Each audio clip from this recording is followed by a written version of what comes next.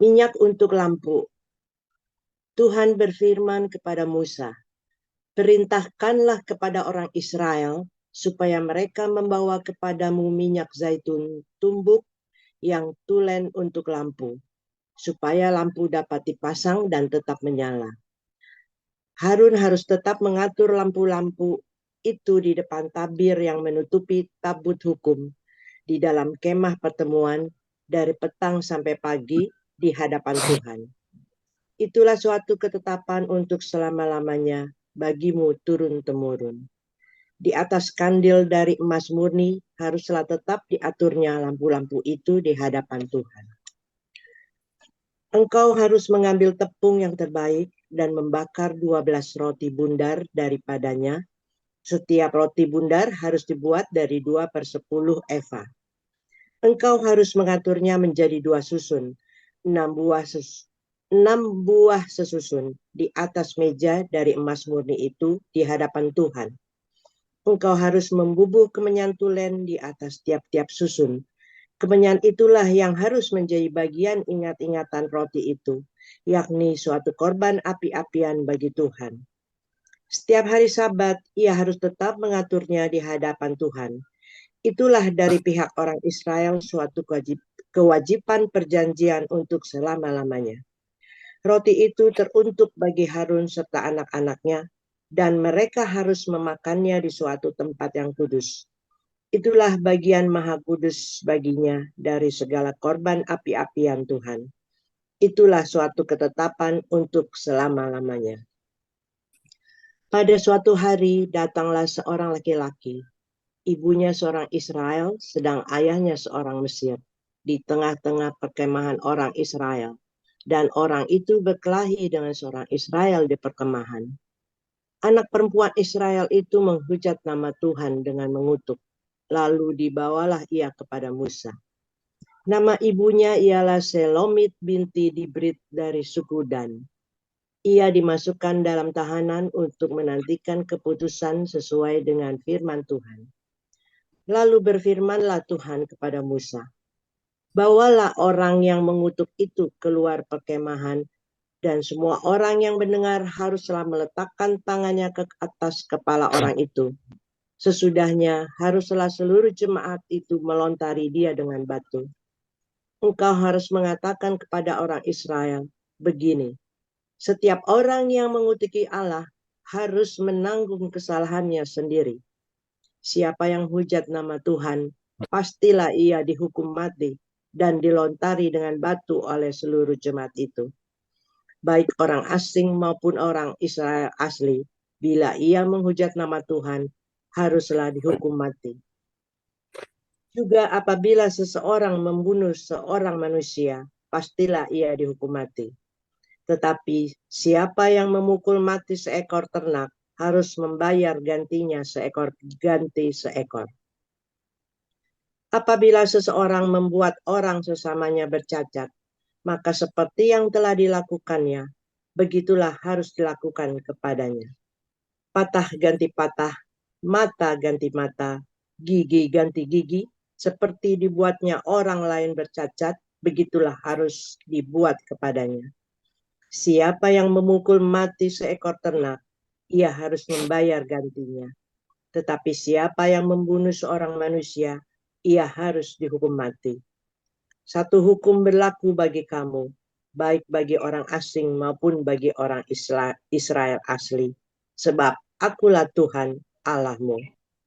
Demikian Musa menyampaikan firman itu kepada orang Israel. Lalu dibawalah orang yang mengutuk itu keluar perkemahan dan dilontari dia dengan batu. Maka orang Israel melakukan seperti yang diperintahkan Tuhan kepada Musa. Matius 5 ayat 1 sampai 30. Gadis-gadis yang bijaksana dan gadis-gadis yang bodoh.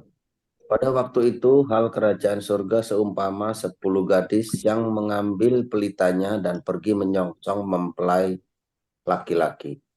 5 diantaranya bodoh dan 5 bijaksana. Gadis-gadis yang bodoh itu membawa pelitanya tetapi tidak membawa minyak. Sedangkan gadis-gadis yang bijaksana itu membawa pelitanya dan juga membawa minyak dalam buli-buli mereka. Tetapi karena mempelai itu lama tidak datang-datang juga, mengantuklah mereka semua lalu tertidur.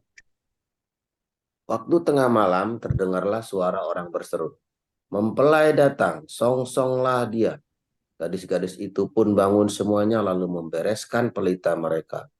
Gadis-gadis yang bodoh berkata kepada gadis-gadis yang bijaksana, "Berikanlah kami sedikit dari minyakmu itu, sebab pelita kami hampir padam." Tetapi jawab gadis-gadis yang bijaksana itu, "Tidak, nanti tidak cukup untuk kami dan untuk kamu. Lebih baik kamu pergi kepada penjual minyak dan beli di situ." Akan tetapi, waktu mereka datang sedang pergi untuk membelinya, datanglah mempelai itu dan mereka yang telah siap sedia masuk bersama-sama dengan dia ke ruang perjamuan kawin, lalu pintu ditutup. Kemudian datang juga gadis-gadis yang lain itu dan berkata, "Tuan, Tuan, bukakanlah kami pintu." Tetapi ia menjawab, "Aku berkata kepadamu, sesungguhnya aku tidak mengenal kamu. Karena itu, berjaga-jagalah, sebab kamu tidak tahu akan hari maupun akan saatnya." Perumpamaan tentang talenta. Sebab hal kerajaan surga sama seperti seorang yang mau bepergian ke luar negeri, yang memanggil hamba-hambanya dan mempercayakan hartanya kepada mereka. Yang seorang diberikannya 5 talenta, yang seorang lagi 2, dan yang seorang lagi 1.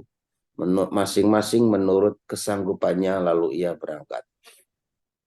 Segera pergilah hamba yang menerima 5 talenta itu, yang menjalankan uang itu lalu beroleh laba 5 talenta.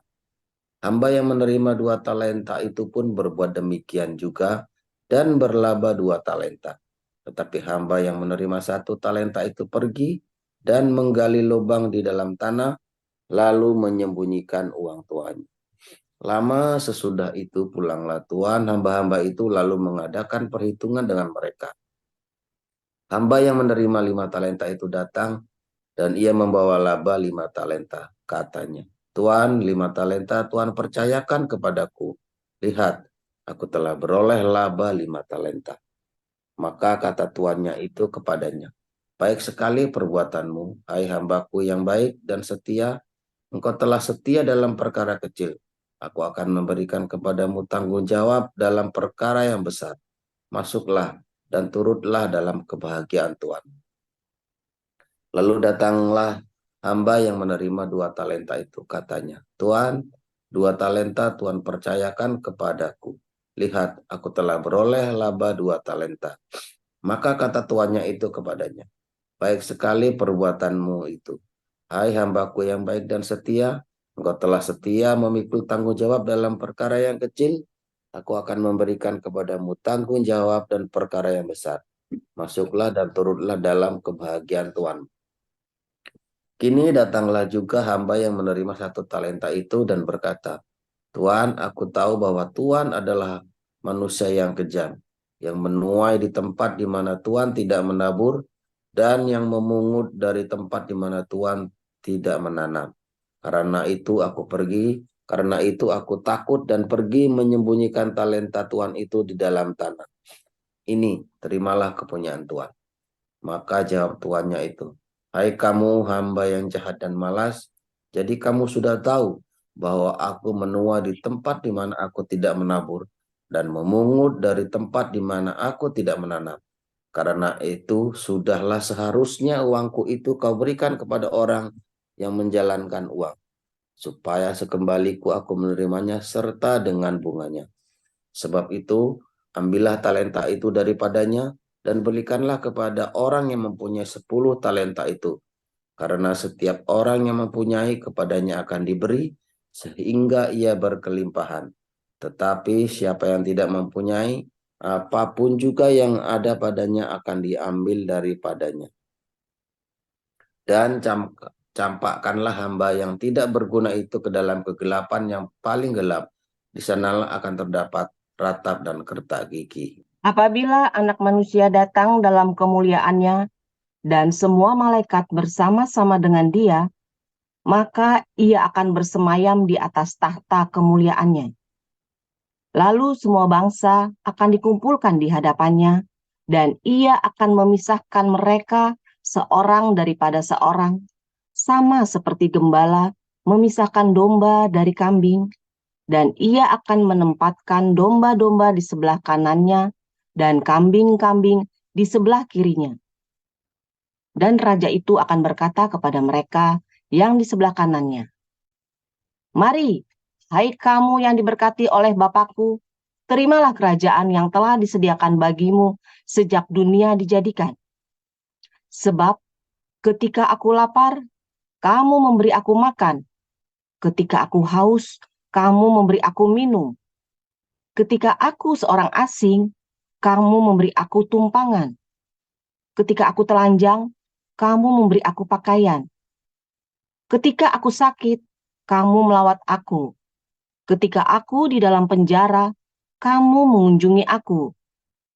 Maka orang-orang benar itu akan menjawab dia, katanya, "Tuhan, bila manakah kami melihat engkau lapar, dan kami memberi engkau makan, atau haus, dan kami memberi engkau minum? Bila manakah kami melihat engkau sebagai orang asing, dan kami memberi engkau tumpangan, atau telanjang, dan kami memberi engkau pakaian?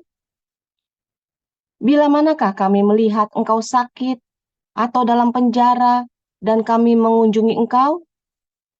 Dan raja itu akan menjawab mereka, "Aku berkata kepadamu, sesungguhnya segala sesuatu yang kamu lakukan untuk salah seorang dari saudaraku yang paling hina ini, kamu telah melakukannya untuk aku." Dan ia akan berkata juga kepada mereka yang di sebelah kirinya, "Enyahlah dari hadapanku, hai kamu orang-orang terkutuk.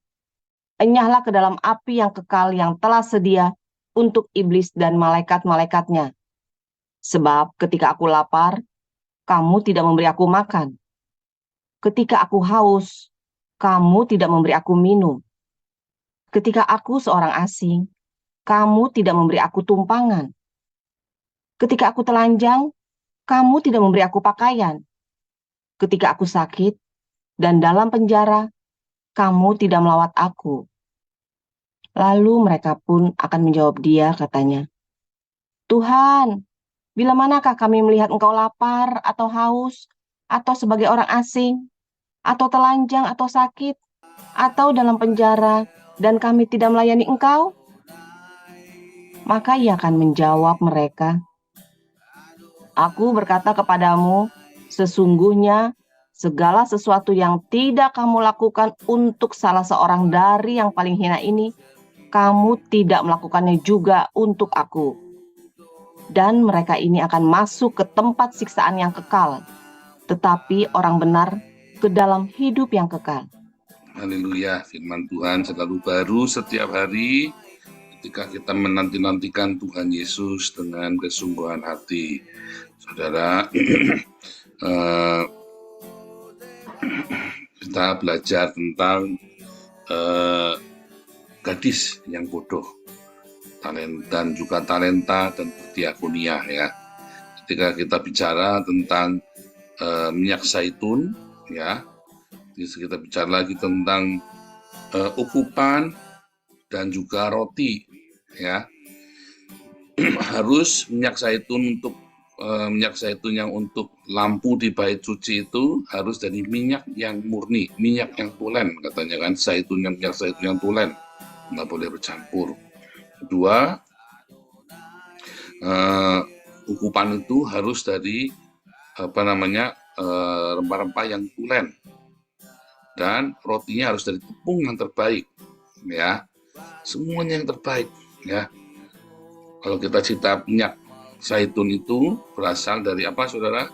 Dari karakter kita yang diremukkan sama Tuhan ya, dari karakter yang diremukkan sama Tuhan di dalam kehidupan kita setiap hari. Karakter itu harus diremukkan, dan kita seringkali itu adalah berupa harta kita ya. Ketika kita cerita tentang doa, tentang ukupan, itu adalah doa-doa kita, batin kita ya, wish-nya kita ya. Setiap pengharapanmu tiap hari kepada seseorang, kepada orang lain, untuk dirimu, untuk sesuatu, itu ada doa orang kudus. Dan ketika kita bicara roti sajian di dalam kemah suci, itu adalah cerita diakonia, ya.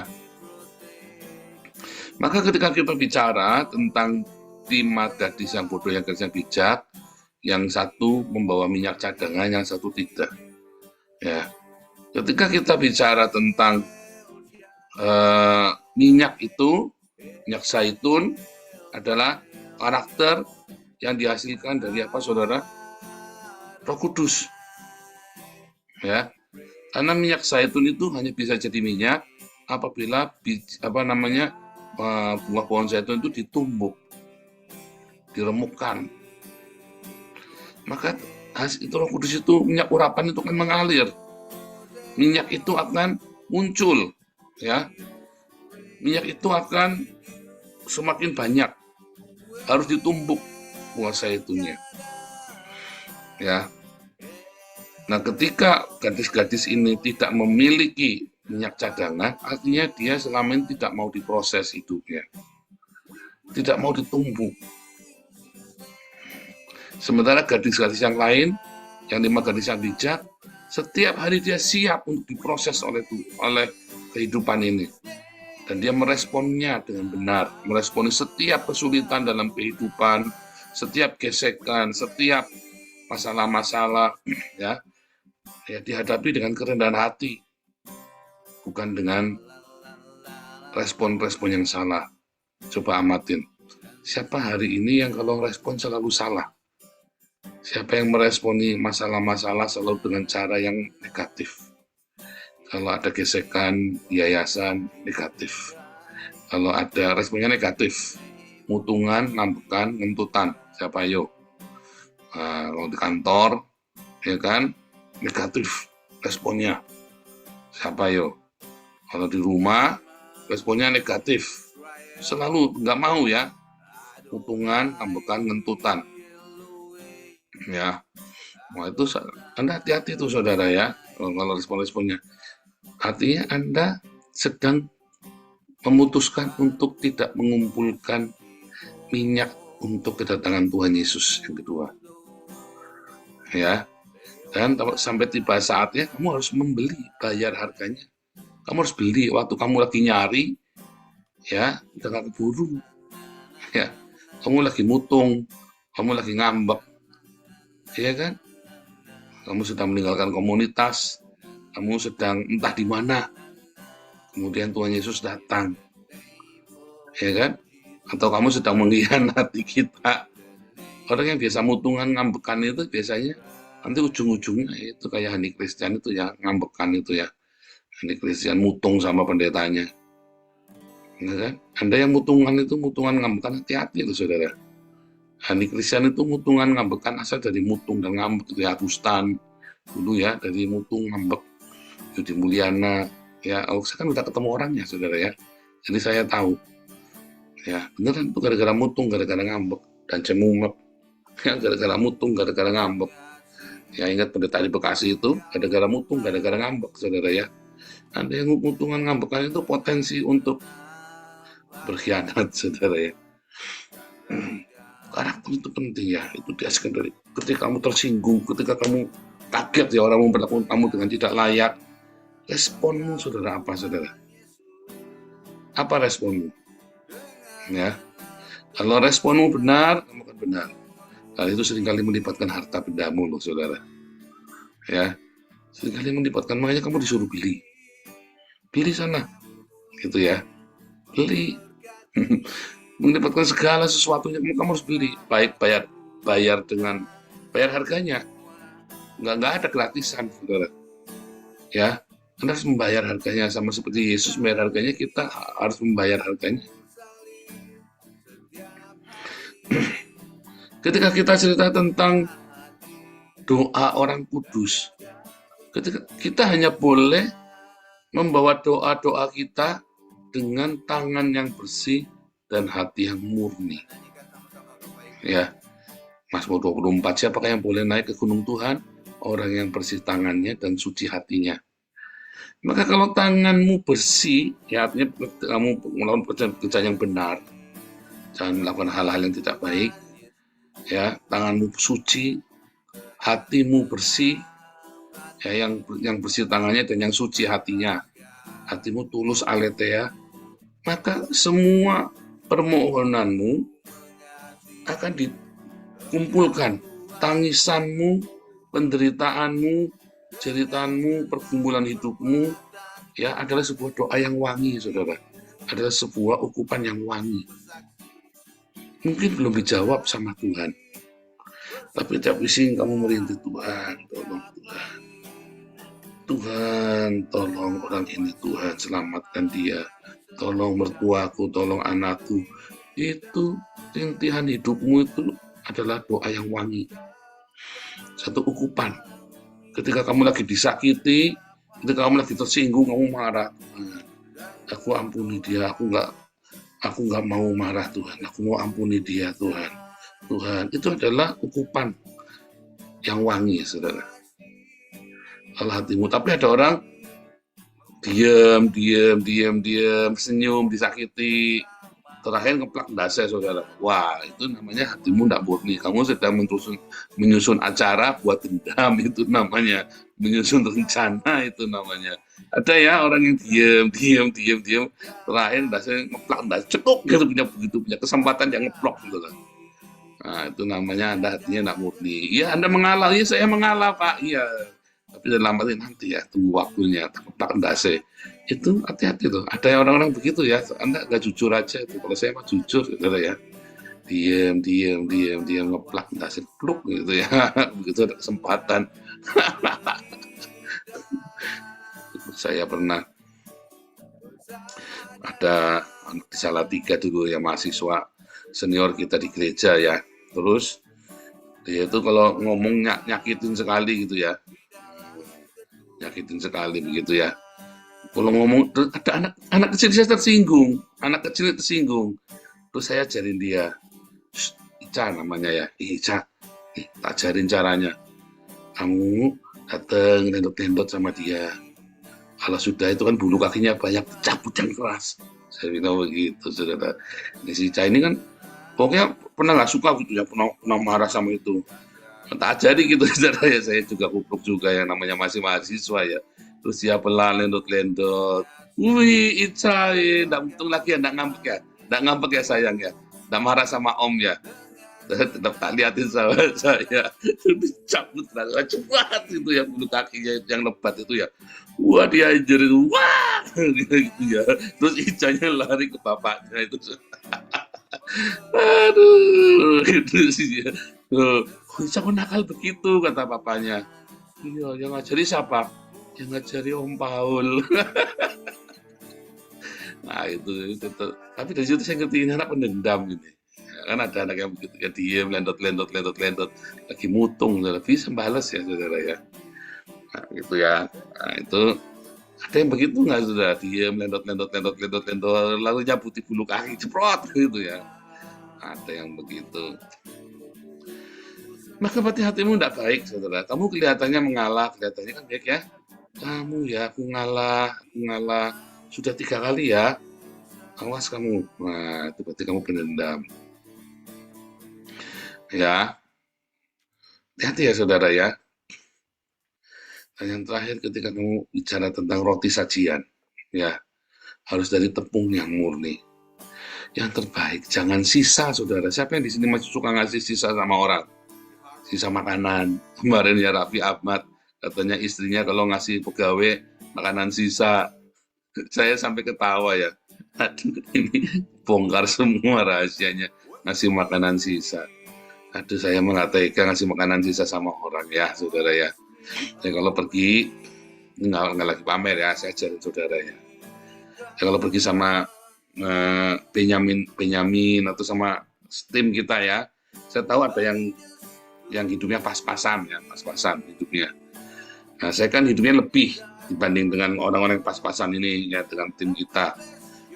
Maka kalau saya belikan ya, kalau saya mau, bukannya kita lagi makan terus tak kasih sisanya, saudara.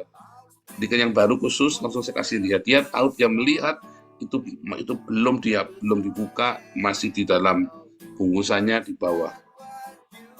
Kasih yang terbaik, saudara, kalau mau ngasih, saudara. Saya tahu karena keluarganya itu memang pas-pasan hidupnya dari tunjangan pemerintah saja.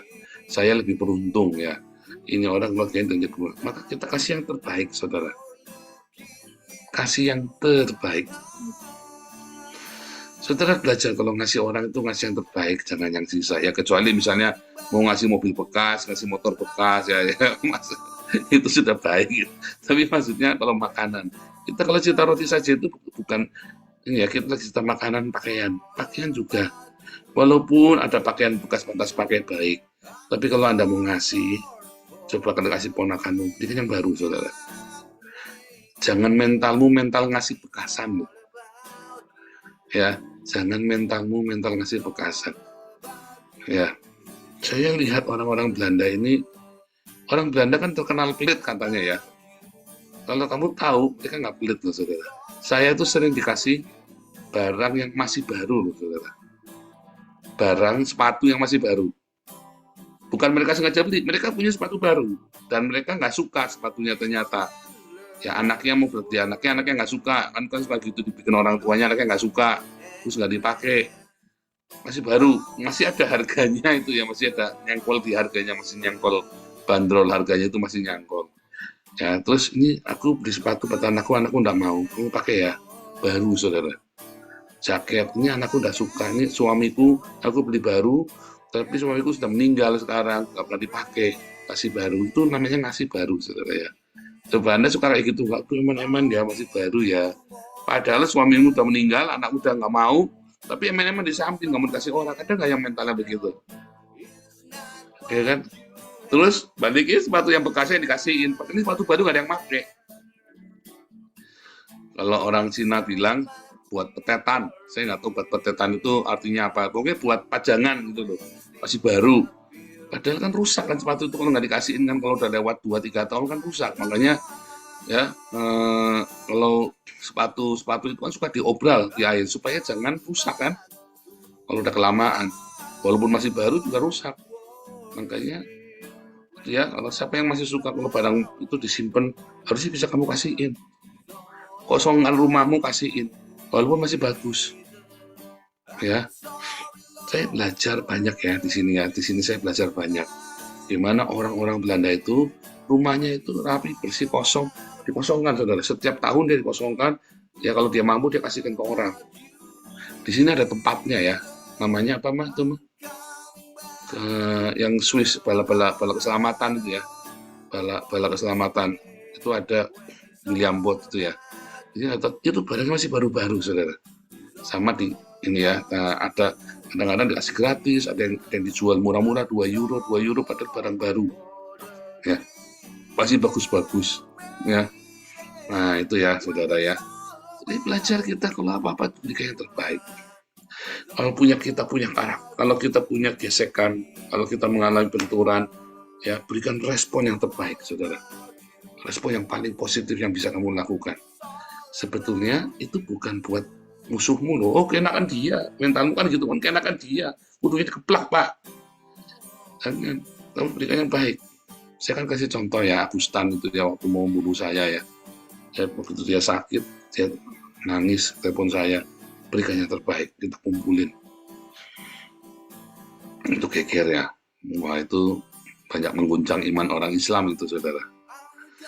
2, ya, ketika kamu tiap hari wishing harapan hatimu yang terbaik, jangan buat ngutukin ya, itu kamu semua sedang mempersiapkan kedatangan Tuhan Yesus yang kedua. Kamu ready, saudara ya. Ketiga itu ya, kamu berdiakonia yang terbaik. Kamu jangan sembarangan berdiakonia, memberi itu memberi buat Tuhan loh, saudara, bukan perpuluhan. Kalau perpuluhan itu kamu memberi buat pendeta. Kalau kamu berdiakonia, kamu ngasih buat pendeta, buat Tuhan. Perpuluhan itu kamu ngasih pendeta. Ini kita cerita konteksnya Indonesia ya, bukan konteks di Alkitab. Soalnya udah banyak meleset itu perpuluhannya. Kalau perpuluhan kamu ngasih pendeta, kamu cuma diamin-amin, sama kamu disayang pendeta, ya kalau kamu paling Kalau kucingmu mati ya, kalau kamu perpuluhannya 1 miliar, kucingmu mati ya, pendetamu datang ikut doain semoga masuk surga kucingnya, kan begitu kan. Tapi kalau kamu diakonia, kamu tuh lagi ngasih Tuhan. Jadi kasih yang terbaik, saudara. Lebih baik daripada ngasih pendeta. Diakoniamu, sedekahmu tuh beri yang lebih baik daripada ngasih pendeta. Itu beneran, saudara ya. Kalau Anda belum bersedekah, jangan ngasih saya. Kalau Anda sudah bersedekah, mau ngasih saya senang, saudara. Nanti kalau kamu ngasihnya banyak, kucingmu mati tak doain, saudara. Itu ya. Tuhan Yesus memberkati.